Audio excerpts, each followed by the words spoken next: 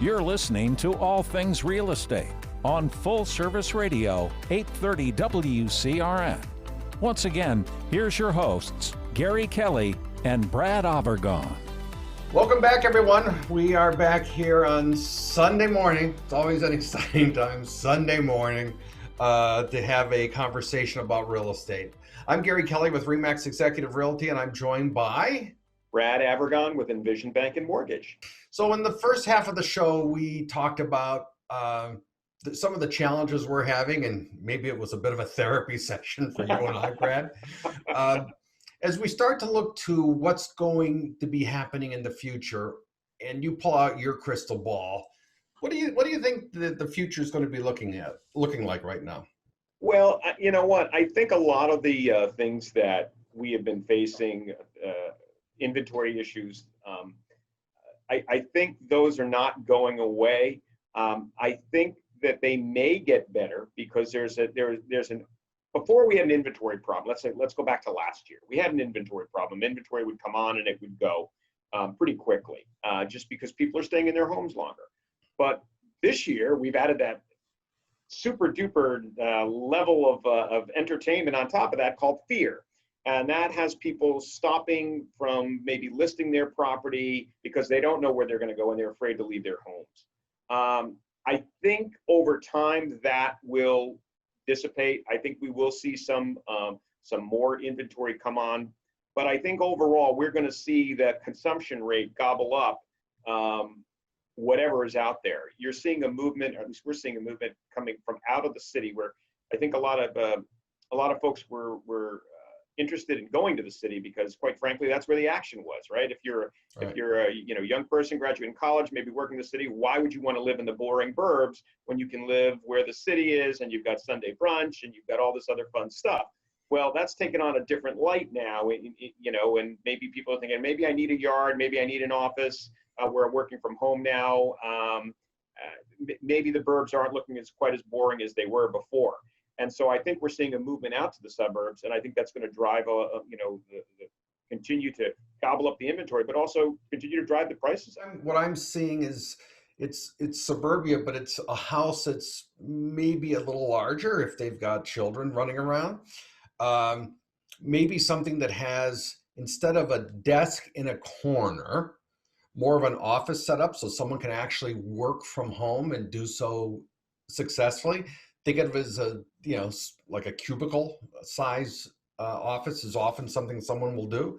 And they're setting up their place so that they can live there and also work. And I think personally, having a little separation between your living space and your workspace is something that's of value if you can situate yourself in such a way. I know at one point my daughter was living with me and I had my office in my bedroom right next to the bed, and that's the way it was and whatnot. And having the ability to get up and walk away from work and not stumble into the bed is a benefit if you can swing that. Not everyone can do that, and it's hard. I also, my children are out of the house at this point. I can't imagine trying to hold a business meeting or record a radio show and having children bursting in, running around, doing the things that kids should be doing right in home. I think that would really be hard. I think you're right. And I think there's also another component. In the past, people were able to, hey, I want to work from home for a day. I've got my laptop. I'll put it on the dining room table. I think I mentioned you in the first half of the show. I was working from my dining room table for the first 30 days of this COVID thing. And then it got a little crazy. A lot of people need the equipment. I know you've got your office set up there. You've got multiple monitors. I have multiple monitors, whiteboards, here, printers, things like that.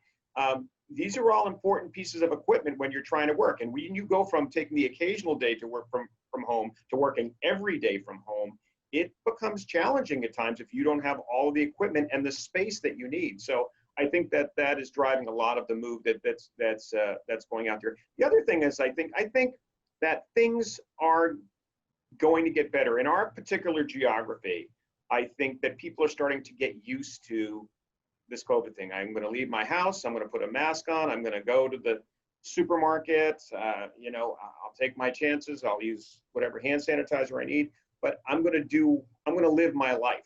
It's one thing to put your life on hold for 30 days, even 60 days. But after a while, you're like, okay, wait a minute. I'm getting older here, and this COVID thing is beating me and making me live in fear from my home. And I'm going to choose not to do that. I'm going to be prudent, but I'm going to take some steps to move forward. I have to ask you, Brad, when you first left your home and you went into the office, no one's been in for a month. Was it a weird feeling? It was a very weird feeling, Gary. It was a very weird feeling.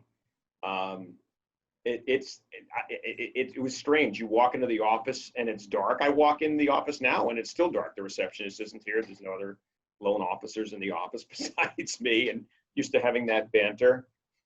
It's strange. I had this very similar feeling. This was very strange. I went to a place that we bring takeout. It's a full-fledged restaurant. And it's been packed every time I've ever been there. I grew up going to this place, great food. And I went in there and I had to go to the back to pick up takeout. The dining room was dark. It was almost ghostly. Like all the tables were there, the benches were there, but it was creepy. And it was just a very, very strange feeling. Same thing for Sue and I as we went to show houses. Yeah, we definitely had the mask on and we were wearing gloves. And one of the things I find annoying is when the listing agent says you must wear booties, but then all you have there is a case of old, used, dirty booties. I'm sorry. I don't want to reuse someone's booties.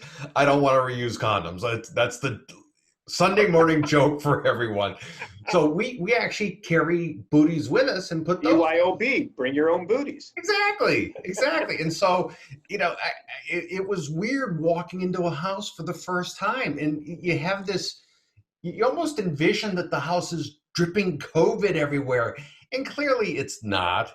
But it was a fear that we had that, it's still out there. It's still the unknown. And you hit it on earlier. It's about learning to live with it.